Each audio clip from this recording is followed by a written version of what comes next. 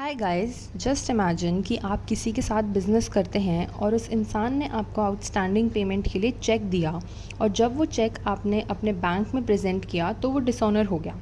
आपने फिर एक लीगल नोटिस भेजा और कंप्लेंट डाल दी, बट अक्यूज़ ने आकर ये प्रूव कर दिया कि जो चेक था वो beyond the prescribed period of limitation issue किया गया था। फॉर एग्ज़ाम्पल, जो अमाउंट आपको रिकवर करना था वो 15 जनवरी 2019 को ड्यू हुआ। तो according to limitation act, period of limitation is 3 years, but आपको जो चेक दिया गया वो 20th of October 2022 को दिया गया। तो would this be covered under the term legally enforceable debt used under section 138 of negotiable instrument act? In these situations, you can invoke Section 25 of the Indian Contract Act. Section 25 ये कहता है कि an agreement without consideration is void, but this general rule has some exceptions. Section 25 में mention third exception deals with time barred debt.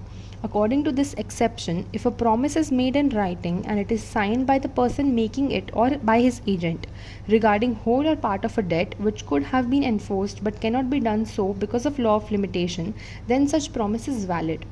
इस question को supreme court ने काफ़ी judgements में डील किया है और ये बोला कि cheque is both written and signed. Thus, it is a valid promise, and in such matters attract the exceptions as mentioned under Section 25 Clause 3 of Indian Contract Act. And because of this, it is a legally enforceable debt, and even if the check is issued beyond the period of limitation, it can be considered to be a valid payment.